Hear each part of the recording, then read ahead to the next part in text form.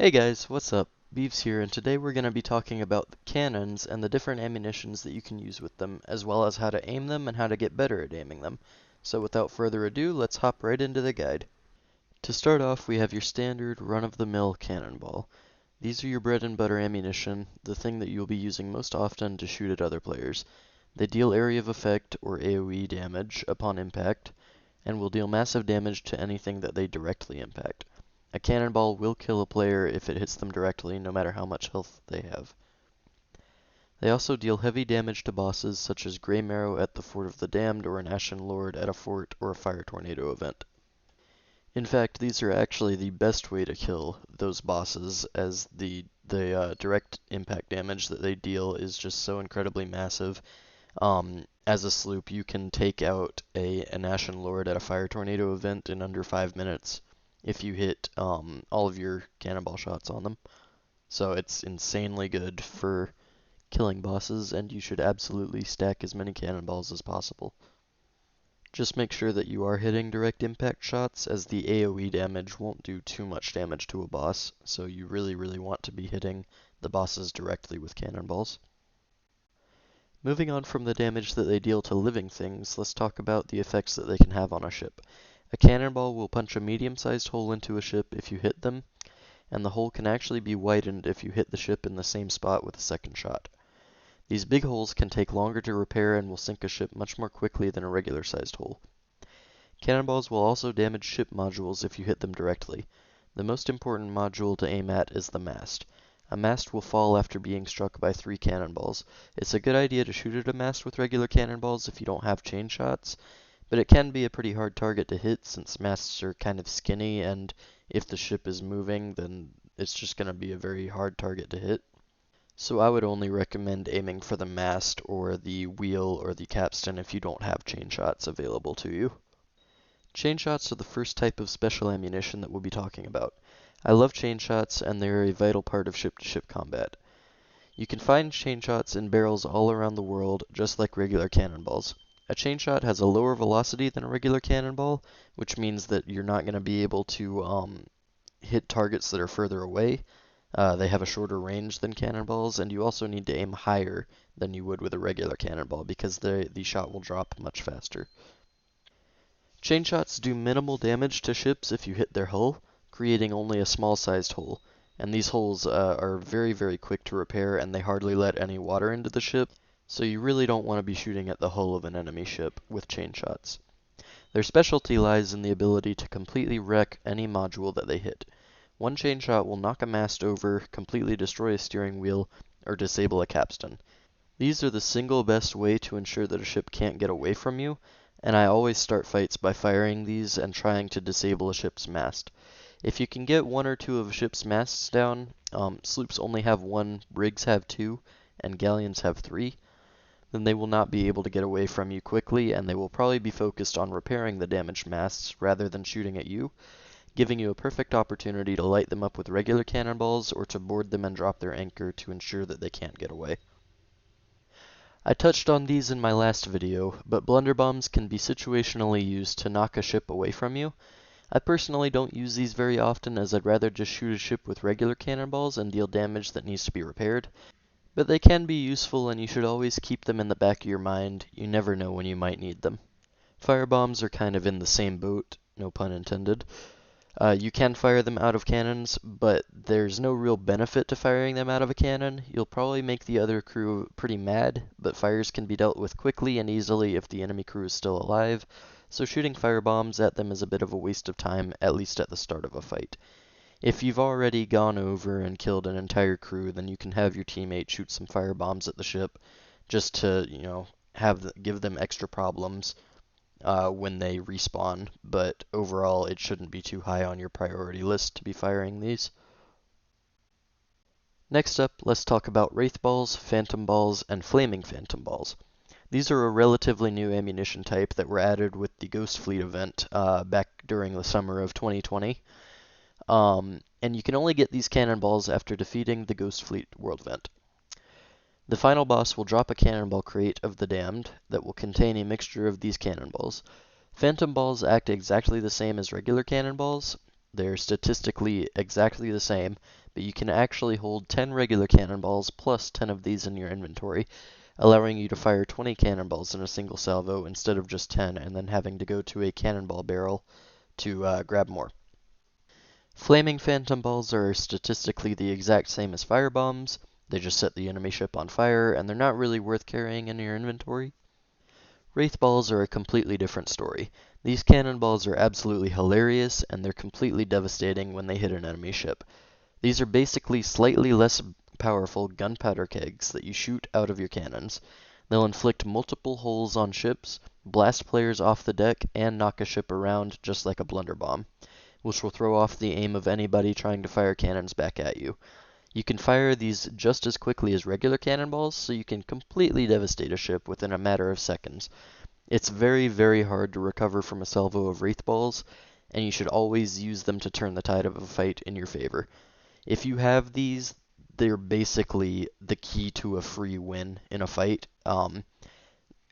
If they weren't so hard to get, then they would be completely overpowered, but you're really only gonna get maybe 3 or 4 of these per play session, as a Ghost Fleet World event can only drop anywhere between 2 and 5 of these in a Cannonball Crate of the Damned, and you're probably not going to be doing more than 1 or 2 world events per play session, or at least Ghost Fleet World events. So these are pretty rare, but when you do get them, always use them because they're ridiculous, they're amazing, and they're pretty much just a free win. Now let's move on to Cursed Cannonballs. Cursed Cannonballs are another special type of ammunition that you can find in barrels around the world, somewhat uncommonly, however. I wanted to talk about these in their own segment because there's quite a few of them, each with different effects. There are 2 different colors of Cursed Cannonballs, green and purple. Green cannonballs will affect players and skeletons struck by them. They won't do any direct damage on impact, but will apply one of several debuffs onto anything in their area of effect. There are 5 green Cursed Cannonballs: the Jig Ball, Weary Ball, Limp Ball, Grog Ball, and Venom Ball. The Jig Ball will make enemies struck by it dance for 10 seconds, rendering them immobile and unable to control their characters. Damage taken will interrupt this effect. These are great to use right after you've hit a ship with a bunch of regular cannonballs because it'll give the ship more time to take on water without anyone being able to repair the damage or bail the water out. Weary balls are almost exactly the same, they just make the victim sleep instead of dance. These 2 Cursed Cannonballs are excellent to use right before boarding a ship. If you time it correctly, you can usually get a free kill or 2 on people that are unable to control their characters. Limp balls slow their victims down for a short time. I don't actually use these too often, but they can definitely be powerful, as slowed enemies will struggle to repair their ship quickly, and they can't run away from you if you choose to board their ship. Grog balls make their victims very drunk for a short time. During this time, their screen will be distorted, they won't be able to walk in a straight line, they'll be vomiting all over their crewmates, and they won't even be able to aim their weapons correctly, as their arms will be all wobbly. They can't even aim a cannon at you very well, as their aim will randomly deviate all over the screen. It goes without saying, but these Cursed Cannonballs are incredibly powerful and extremely annoying to fight against. This is a common theme with the green Cursed Cannonballs, but they're best used right before boarding an enemy ship, as you'll have a massive combat advantage. Just make sure to dodge the vomit, as it can end up blocking your vision. Venom balls are the last green Cursed Cannonball. These will apply venom to enemies hit, dealing moderate damage over time and distorting their screen, similar to how your screen would look if you got bit by a snake at an island. These aren't bad to use, but I think that they're the weakest of the green Cursed Cannonballs unless they're paired with firebombs.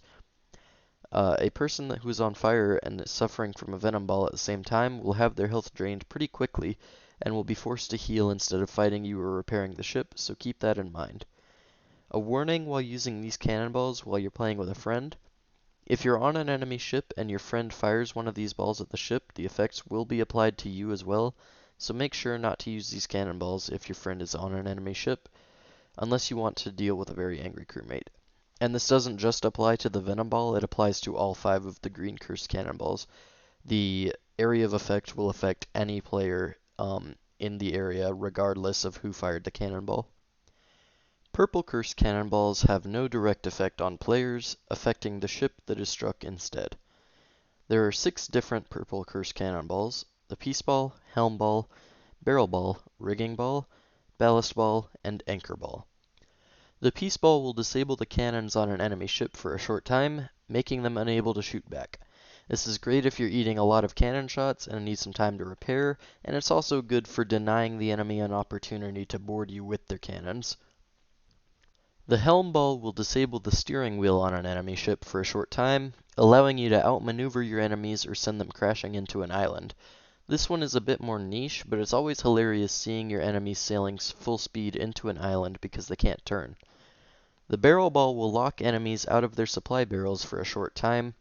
These aren't really powerful enough to warrant using, as players usually have a full inventory of supplies anyways. The rigging ball will raise a ship's sails and prevent players from dropping them back down for a few seconds. This will slow a ship down for a few seconds, but the effect doesn't actually last that long, allowing enemies to start accelerating again pretty quickly. The ballast ball is your go-to cursed cannonball for killing galleons. They are also effective against sloops, but they don't really do anything to brigantines, and this is just because of the way that the brigantine is designed. It only has 1 deck, while the other 2 ships have 2 decks. The galleon has 2 full-fledged decks, and the sloop has that sort of back area where the map and the voyage table is, that doesn't usually take as much water. But if you hit them with a ballast ball, then the ship will get lowered into the water, and both decks will take a large amount of water. These are best used right after you've lit an enemy ship up with a whole bunch of regular cannonballs. Say you were shooting at a galleon. If you hit their first deck a whole bunch of times, they're not going to take any water from those holes because the deck is just simply above the water line. Now, these holes will take water if the galleon is already flooding from a hole on the bottom deck and the water reaches up to the second deck. So what the ballast ball does is it actually lowers the galleon down into the water so that these top deck holes will flood. And this is just great because it will speed up the flooding process significantly, depending on how many holes you've put into their top deck. But the better thing is that most galleon crews don't even bother repairing holes on the top deck that they received earlier in their play session. I can't tell you how many times I've boarded a galleon and seen tons of unrepaired holes on their top deck, and these holes won't take water normally, so most people don't even bother repairing them, and the ballast ball punishes them heavily for it. The ballast ball can easily sink a galleon pretty much instantaneously, depending on how many top deck holes they have.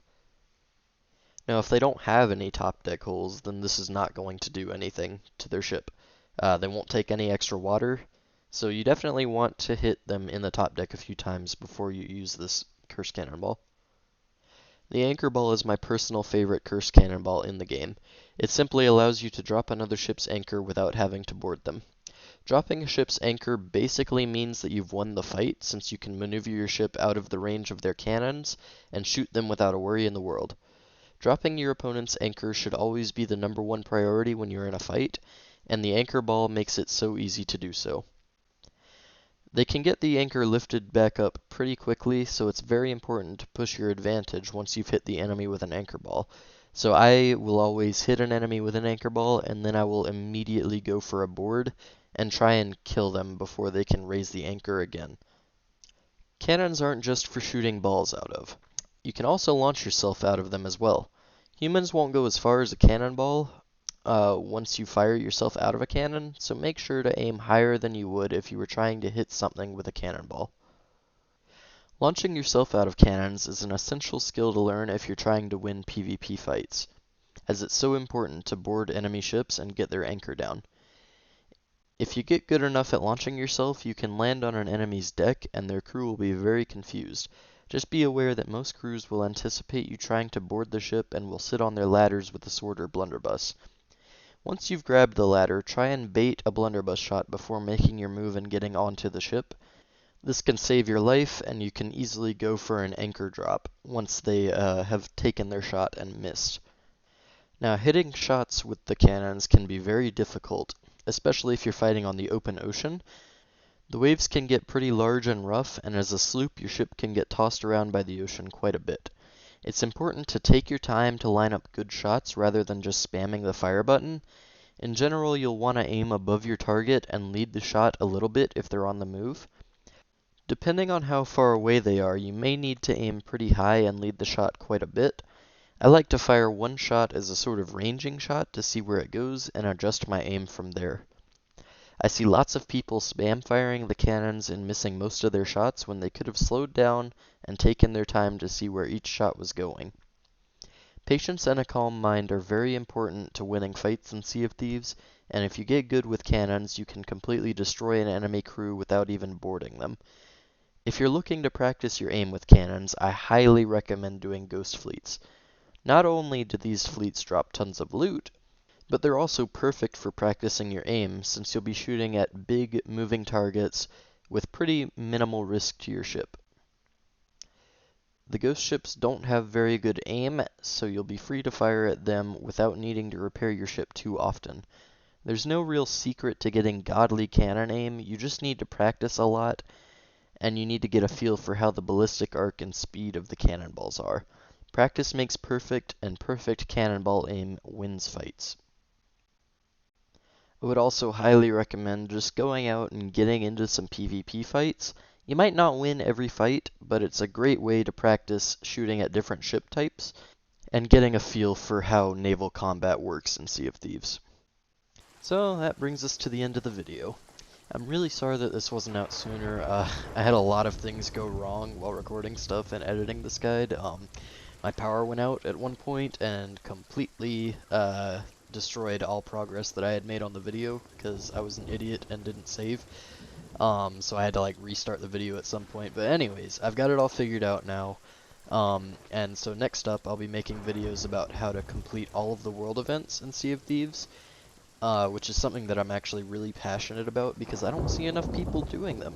Like, they're the best way to make money in the game, and I feel like there's some sort of stigma around them, about them being too hard or scary or whatever, when in reality they're actually, most of the time, they're a breeze. So I'm really excited to make videos about them, and hopefully y'all will be excited to learn about some of the tactics that I use. So yeah, we'll see about that, and also in those videos I'm going to be talking about how to steal them and defend against attacks while doing them. So yeah, thank you all so much for continuing to subscribe and comment. I've read every comment that I've gotten, and I try to respond to any questions that I get, so if y'all have any, do not be afraid to ask. I'd be happy to help you out. And yeah, that's all I got for you guys. I hope y'all have an awesome day, and I will see you in the next one.